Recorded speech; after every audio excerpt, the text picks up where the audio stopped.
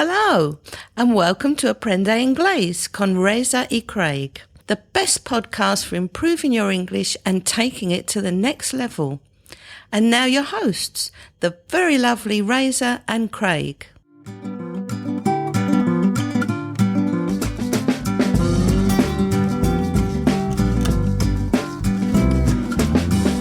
Hello again, and welcome to episode 89 of Aprender Inglés con Reza y Craig. I'm Craig. Well, if he's Craig, I must be Reza. You must be.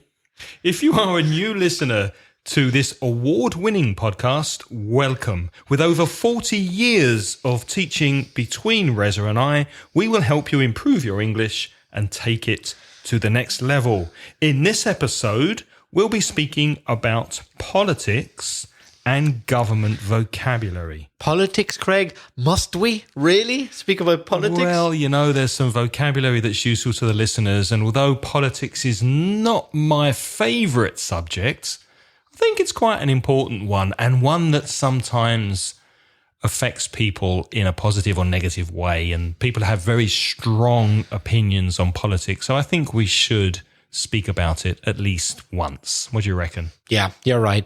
Whether you like it or not, it definitely affects your life. So you need to know how to talk about it in English. But before we start on politics vocabulary, we've got some listener feedback from Gabriela from Peru, who's living in Australia. Wow, you're so lucky, Gabriela. It's one of my favourite countries. I wonder if she's in Sydney. Anyway, Gabriela says, "Hi, Reza and Craig. I am from Peru, but at the moment I'm living in Australia. My native language is Spanish, and now I'm learning English, and it's interesting. Thank you for your help. I listen to your podcasts very often, and I like how you explain all of the subjects. I'm sorry for my mistakes in this message." Well, actually, there were not many mistakes, Gabriela, and I have corrected the few mistakes that there were, and you can see my corrections at inglespodcast.com/89. So, Gabriela asks us to speak about verb tenses. She says, "How do I know if I'm using the correct tenses in my speaking or writing? Thank you so much for your answer."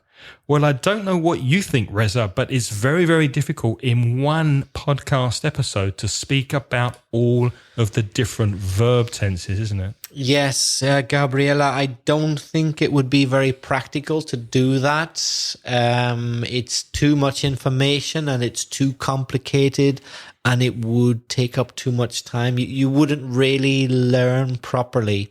You've just got to learn bit by bit. What we suggest is that you look at past episodes of our podcast, and if you go to inglespodcast.com, you'll see a search box on a mobile phone, on a tablet, or on the actual web page at inglespodcast.com, and just type in the tense you'd like to study, and you'll probably find at least one podcast that speaks about it, because we've spoken about present simple. Last week we spoke about the past continuous, past progressive. Very soon we're going to compare the past progressive with the past simple and past perfect simple and past perfect progressive tenses.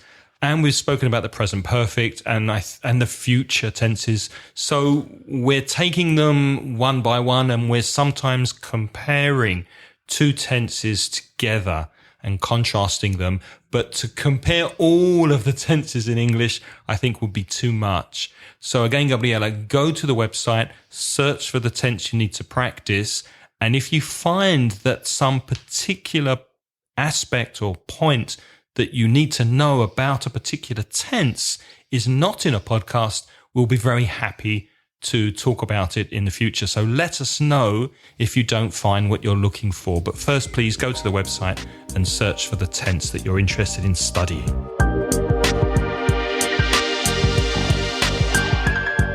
One thing I'd like to say, Reza, is a student of mine made a mistake last week with a false friend that I wanted to mention. It's estar constipado. Have you had any mistakes translating that verb to English? Yes, I've heard that quite a few times. It's a problem. Isn't it? Because it sounds much worse than it is. Estar constipado, to have a cold. Not to be constipated. Not the same thing, is it? What is to be constipated in Spanish? To be constipated in Spanish is estar estreñido, which is blocked at the other end. So if you have a cold, your head is blocked, your nose is blocked, there's no air getting through. And if you're constipated in English, you're blocked at the other end. So be careful. Yes. Different blockages. Be careful to get your blockages correct. Yes. So estar constipado is to have a cold. I had a cold last week, actually, and it's to catch a cold. First you catch a cold, then you have a cold. And to be constipated in Spanish is estar estreñido. You have a cold, or you can say that your nose is blocked. Sometimes people say, oh, my nose is blocked. And sometimes your nose is running. Yes, if it's running, too much mucus is coming out of it. And if it's blocked, nothing will come out of it, and you're finding it difficult to breathe. And if your nose is running, you'd use the adjective runny, so you have a runny nose. But don't say you're constipated. That's different. In English, I'm sure it's the same in Spanish. You don't normally tell people when you're constipated. When you're constipated, it's best to, shall we say, keep it to yourself.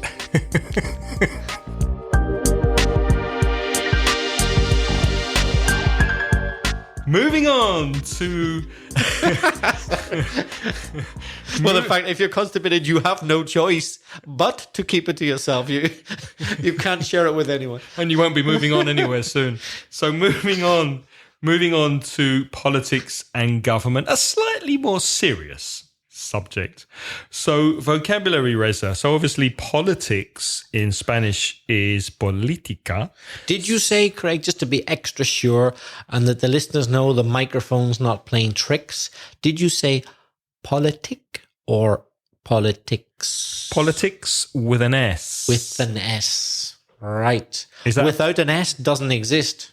Is that a problem for Spanish speakers? Do they tend to I think they do, because in Spanish it's la política. Okay, it's singular. But in English, it's always plural. Politics are... Well, no, I tell a lie. It can be singular or plural, can't it? But it always ends in S. Politics are deadly, or politics is deadly. It can be singular or plural. Politics is a difficult subject sometimes. But it always ends in S. Yeah. You must have the S. Like economics, mathematics, news, physics, news, always ending in S. A person who works in politics is a... Hijo de la Gran Bretaña. No, a person who works in politics is a politician. Politician. Politician. Politician. Not political. What's political? Ending AL. Political. It's an adjective. Aha, so that's the adjective. So a political speech would be somebody speaking about politics. Mm-hmm. What about the word plan de acción or la política de un partido, for example? How would you say that in English? That would be policy. So the policy of a political party. Now, party is an interesting word because party obviously can be fiesta, but a political party is partido. Mm-hmm. So what are some examples of a political party in the UK, for example? Well, the main political parties are the Conservative Party and the Labour Party. The Conservative Party, well, conservative means conservador. So that's what they are. They are a conservative party who are called the Conservative Party, so that's easy to remember. In other words, they are to the right of politics. So in English, conservative to the right. In English, right we can say they're right wing. Right wing, yeah. Wing is la derecha, yeah. Right wing. What about the Labour Party then? Well, they are left wing, de izquierda. So Partido Laborista, Labour Party. Of course, if they're very, very left wing, probably communist. And if they're very, very right-wing, possibly fascist. And then there's another word which is quite difficult to explain in any language, liberal. Some political parties or some politicians call themselves liberal, I guess in Spanish, liberal, which kind of means not extreme, I suppose, right? The middle of the road. Is there a Liberal Party in Spain? Not that I know of. There's no party that calls itself liberal. Unlike in the United Kingdom, where we have the Liberal Democrats, Yes. it's a small party which is between the two big parties. Mm-hmm. What about in American politics, Craig? Who are the two main parties? Well, it's very much in the news at the moment, the American politics, because the election's coming up this year. So there's the Republican Party at the moment, and a person who's in the news for the Republican Party at the moment, Mr. Donald Trump, and the Democratic Party, sometimes called the Democrats, very much in the news for that party at the moment, Bill Clinton's wife, Hillary. So both Hillary Clinton and Donald Trump would like to run for president someday. They would. To run for president, ser candidato a presidente, to run for president, or to run for office, you could say. Office is any political position, yeah? Correct. So you could run for vice president, for example. Yes. Which would be also office. Do you remember our lesson on academic English and vice chancellor? And I said that was a strange use of vice, because usually vice means number two. Like vice president, he's number two. But in academic English, the vice chancellor is not number two. He's actually number one. It's a kind of strange word. Remember that? Yes, absolutely. Absolutely. And government, of course, is gobierno. And the verb of government is to govern. To govern. Now, at the moment, Spain is being governed by a coalition, isn't it? No, that's not strictly true, Craig. No, hold on. I thought it was. At the minute, there is only a interim government. Because they've just had elections in Spain just before Christmas, and the results of the elections were not decisive. No party has a clear majority. I thought that's why they were going to... Well, they're negotiating. Okay. But they haven't decided yet who's going to be the next government. It hasn't been decided. I think everybody can tell at the moment that I'm not very interested in politics, so I don't really know much about it. I apologise.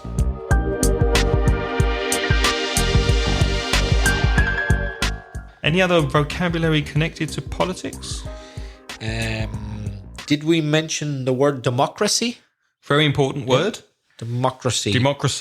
The right to express yourself politically and vote for whichever political party you want, or no political party. Not all countries are democratic. In some countries, they don't have elections. Mm-hmm. They are undemocratic. What is a ballot, Craig?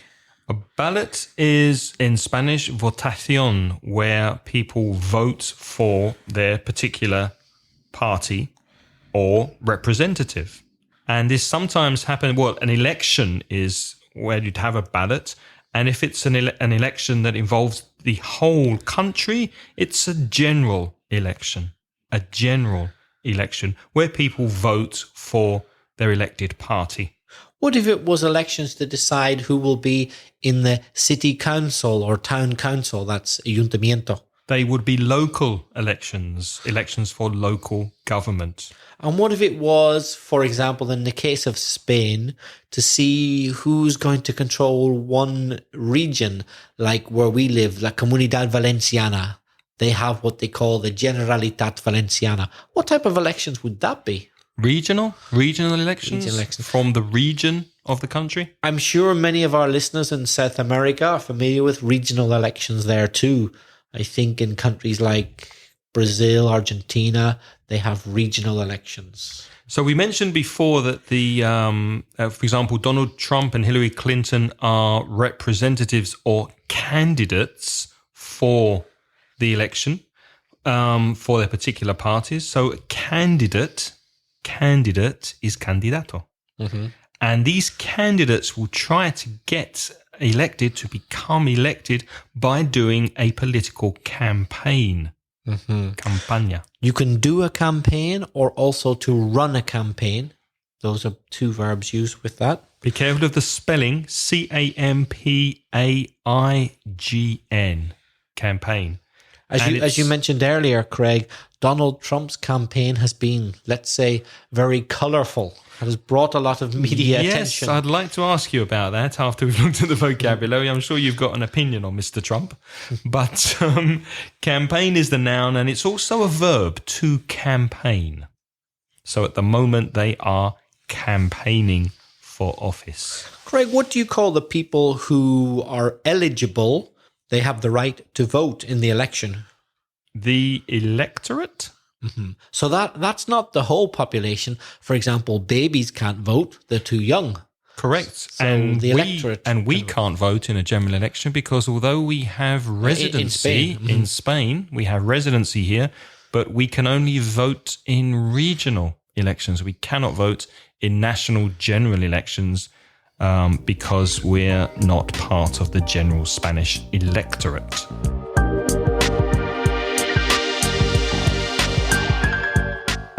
People who represent the government are called ministers, government ministers, and the body, el cuerpo, the body is called the ministry. What about people who don't work in the government, but they're politicians, the people who always criticize the government? So you'll find them... general public. Well, yes, but the politicians who are in the parliament... Okay. Parliament. What do you call the ones who are in the parliament, but the ones who always criticize the government? They're not members of the government party. The opposition. Okay. The opposition. At the minute in the United Kingdom, which party forms the government? The Conservatives. And so the Labour Party are the opposition? The Labour Party at the moment are opposition. They're opposing the Conservatives. Mm-hmm. The word parliament is a word which often gets misspelled, doesn't it? People forget the I in the middle. Yeah. Parliament. Parliament. So it's like parliament, but the pronunciation is parliament. 3 syllables. The first syllable is stressed. Parliament. Parliament. How do you say, Reza, encuesta or votación in English? That's a poll. So that could be for national politics, or it could just be anywhere. But it's not P-O-L-E, it's P-O-L-L. That's right. Poll. What do you call the place where you vote in the polls? Polling station. Station. That's the building which has been allocated for you to vote in, the polling station. It's often a school in the UK, isn't it? Yes, very often. That will be the polling station. So different political tendencies we could look at. Socialista in English. Socialist. Capitalista. Capitalist. Nacionalista. Nationalist. I think there's a common theme here. Monarchico. Monarchist. Monarchico. Yeah. Monarchist. A monarchist. Somebody who's in favour of the royal family. Uh-huh. We could add also regionalist, a party which wants more power for their particular region of a country. They would be a regionalist party. For example, Catalonia. In Catalonia, well, they might be a nationalist party. They might want an independent Catalonia. I was thinking more of something like in Valencia, as an example, there's a party called Compromís, which is all about doing the best they can for Valencia. But they don't want independence. They just want more rights for Valencians, as they see it. So they would be a regionalist party. Are they well supported? Are they a popular party? In the last elections, they did very well, didn't they? In the last regional elections, their vote went up a lot. Now they're doing very well, I think. Before we continue with this podcast on politics and government, we'd like to mention our wonderful sponsor, italki, italki.com. Reza, what is italki? italki is a place on internet where you can improve your English or indeed any language. It has many advantages. It's cheap. You pay according to what the teacher asks for. Not all teachers charge the same amount of money. You look at the profile, which tells you about the teacher's experience, their qualifications, etc. Find out how much money they're charging and what they're offering, and decide who's best for you. It's convenient. You do it via Skype, so all you need is a computer and a little bit of time. You can do it at strange times because there are teachers all over the world. If you fancy having a class at midnight, that might be very convenient for someone in Thailand because it's not midnight there, and maybe it's no problem for them to have the class at midnight for you. It's personal. As I said, you choose your own teacher. You choose when you're going to have the classes. You choose how long the classes are going to be. If you decide you'd like to try a different teacher, you can do that. Just try another teacher and stick with whoever you prefer. Carry on or stop the lessons whenever you like. There's no obligations whatsoever. And it's very affordable. You don't have to pay any school, any academy, or any middleman. You just pay the teacher what they're charging. That sounds wonderful. So tell me, Reza, if somebody's interested in taking a lesson with italki, how can they find the website? Well, I would recommend our listeners to take advantage of the special offer that italki is offering to inglespodcast.com listeners. If you go to inglespodcast.com/italki and you click on Start Speaking, Find a Teacher, you can take advantage of the 100 free credits, italki credits, ITC credits they call them, to register. So ITC credits are what you buy to get a teacher, and 100 italki credits will get you about what? Probably a free lesson. A free lesson, the equivalents in dollars, more or less. Probably around about 14 euros, but something 14 like that. euros, something like that. So if you buy that, they give you that free. Buy 100 credits, they give you 100 credits free. You've already got 14 euros of class free and no commitment to continue. That's what I'd do. So why not try it? Reza and I both agree that it's a wonderful way, especially to improve your speaking with a native teacher. And Reza and I would both like to thank italki for sponsoring Aprender Inglés con Reza y Craig.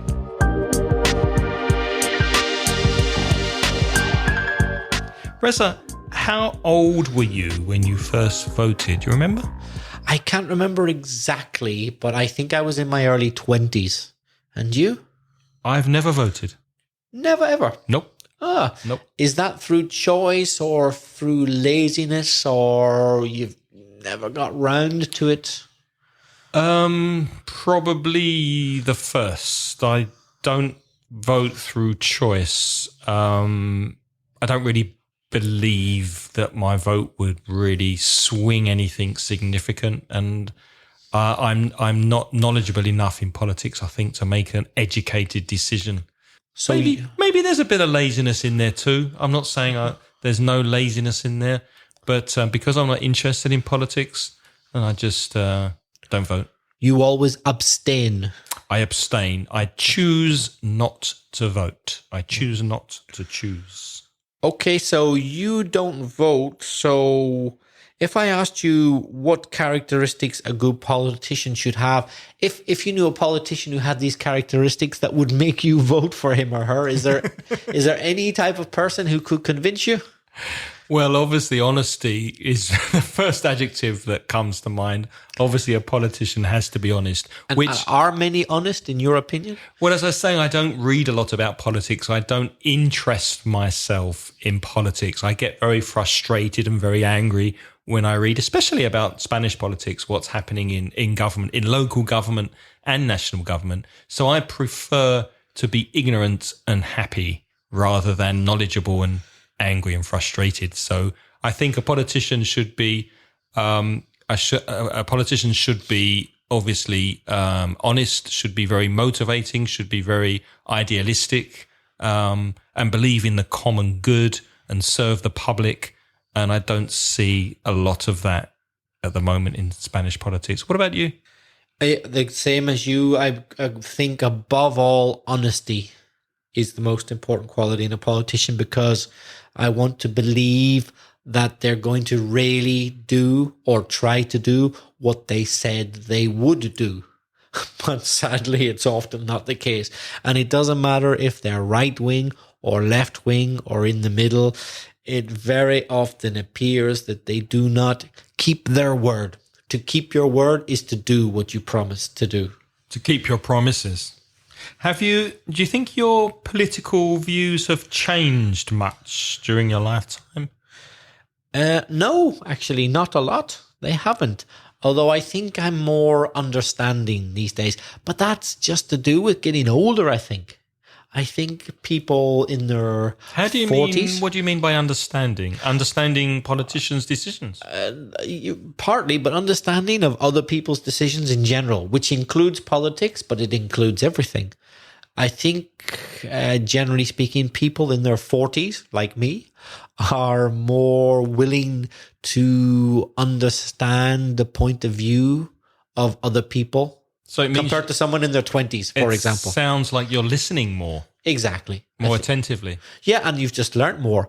The mere fact of being on this earth for 20 years longer means you've learned a bit more, I think. So my political views are probably more understanding now. I'm more prepared to understand other people's views. And I would never let politics get in the way of friendship. I think that would be silly. What about you? I think a lot of people, a lot of my friends and myself included, when we were students, when we were younger, we were more left-wing, definitely more socialist. And I think over the years, I've moved a little bit more to the right. Not too much, but a little bit more to the right. But as I said before, I don't think a lot about politics. I don't involve myself in politics. But my general outlook, my general opinion is probably more a little bit to the right than it was when I was 20 years old. Yeah. Would you say that's... When I was 20, I was actually a member of a union when I worked for the government I worked for the Department of Health and Social Security in the UK, and I joined the union. Mm-hmm. And I remember striking as well, going outside and striking. That's hacer huelga, yeah? Hacer huelga, yeah. And these days, and that was in the United Kingdom, right? That was in the United Kingdom, my left-wing days. These days, the unions are so much smaller and less powerful in the United Kingdom. They are. In those days, they were very powerful. Today, it's not as common to be a union, that's sindicato. It's not as common to be a union member as when Craig worked for the civil service. What was I going to say, Craig? Do you think voting should be compulsory, especially for people like me who don't usually vote? Do you think I should be made to vote? Well, had you asked me 10 years ago, I would have said yes. So there's an example of what I was saying earlier about how I've changed. Now I would say no. See, I've become a little bit more understanding. I understand more now.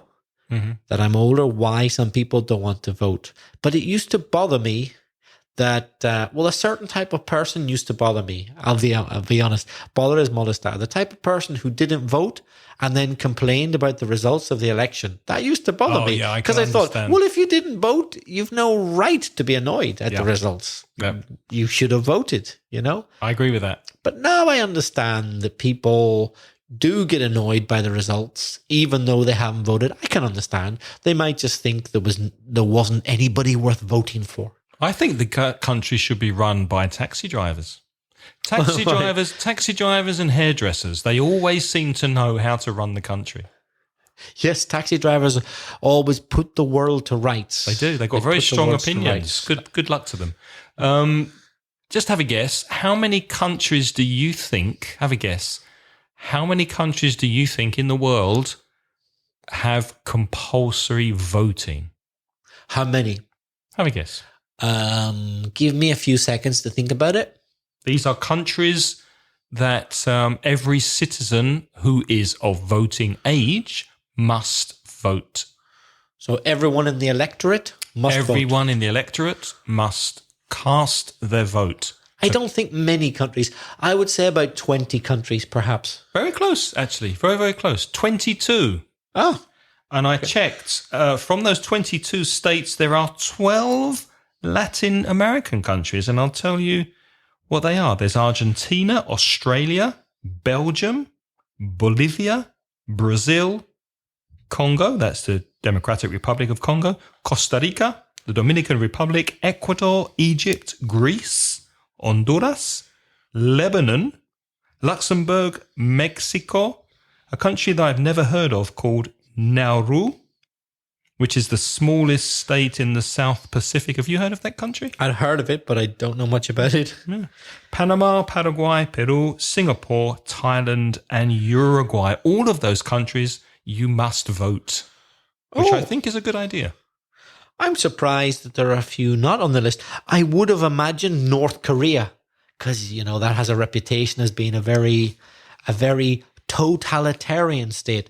Totalitarian means control by one power or one person, and you must do what they say, and you can't express any other opinion. I would have thought that's like a dictatorship, they had to vote. Isn't it? Like a dictatorship, exactly. Mm-hmm. But no, North Korea is not on the list. And I was surprised. Maybe because they don't have elections. It could be the case that they just don't vote because they don't get the chance to vote. It's a fait accompli. Yeah. Would you vote for an actor or an actress who campaigns for a government position? If they knew about the politics concerned, yes. But merely because they're famous, no. So you wouldn't vote like for Schwarzenegger or Ronald Reagan or... Well, Ronald Reagan did know something about the politics, even though he had been an actor. He knew something, but many people would argue not a lot, but he did know something about the politics. And he had been a union member and things like that. In fact, wasn't Ronald Reagan basically the man in charge of the Actors Union of Hollywood for a while? I think he was, yeah. Yep. Yeah, I think he was. Reza, do you think most people really care who runs the country as long as they have a high standard of living, to be honest?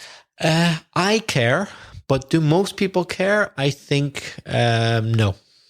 That sounds terribly cynical. No, but I'd agree with you. I think as long as people have food on the table, a roof over their head, a decent standard of living, that they can buy the clothes they want, they can buy the things they need, I think they don't really care. Yeah.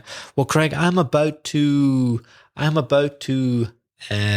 give my opinion about something. I'm going to lay my cards on the table. What does that mean? Voy a mojarme. Voy a mojar. I'm going to lay my cards on the table, and I might annoy people. If we have any multi-billionaire listeners, I'm sorry, I'm probably about to annoy you. But just a couple of days before recording this podcast, there was a well-publicized news story saying, and I'm not making this up, check it on the internet, that about 65 people own half the world's wealth. Did you hear it, Craig? I didn't hear it recently, but I knew that. That's official now. Well, official according to people like Intermon, Oxfam, and Caritas, and other reputable charities now have the information to say about 65 people own as much as half of the world. And for me, that is totally unsustainable. It's a situation which cannot be allowed. And I think some politician has to do something about that. 65 people should not have half the money of the world, I believe. Without getting into party politics, I feel very strongly about that. And I feel it's very sad that no politician has addressed that issue. So there, me he mojado. I've laid my cards on the table. Well, I'm sure some listeners have got an opinion on what Reza's just said. So we'll be happy to hear from you, and we'll tell you how to contact us at the end of the podcast. But before we do that, one final question for you, Reza. Donald Trump or Hillary Clinton, who will you be hoping for to replace Obama? Who I must say, he's done a very good job. I like Obama. I think he's done a lot of good work. I'm not going to say who I want, but I would say anyone except Donald Trump. Really? Please, not Donald Trump. Anyone else, really. You're full of surprises. What about you? What an idiot. No, absolutely. I just find it very hard to believe that he's managed to garner so much support, to receive so much support from so many people in America. and to be on the news so much, to be honest. I just don't know how he does it. So the only thing I can say congratulations to as far as Donald Trump's concerned is his political campaign and the people behind him who are making him so popular. So they're doing an amazing job considering his campaign machine or campaign team, as they say. Anyway, if you have an opinion or a view on what we've spoken about and you'd like to, more importantly, practice the vocabulary we mentioned at the beginning of the podcast, you can send us a voice message by going to speakpipe.com/Ingles podcast. If you'd prefer to send us an email, we would love to hear from you. Send your emails to me, that's Craig, at inglespodcast.com. Or to me, Reza, that's belfastreza at gmail.com. We'd both like to thank you all for listening to this episode and tell you that on next week's episode, we'll be speaking about how not to answer personal questions when people say to you, how much money do you earn and are you married? How do you answer that? How do you deflect that question? We'll be telling you how to do that and more on next week's episode. But until then, it's goodbye from Reza. And it's goodbye from Craig. Goodbye. Goodbye. The music in this podcast is by Pitts. The track is called See You Later.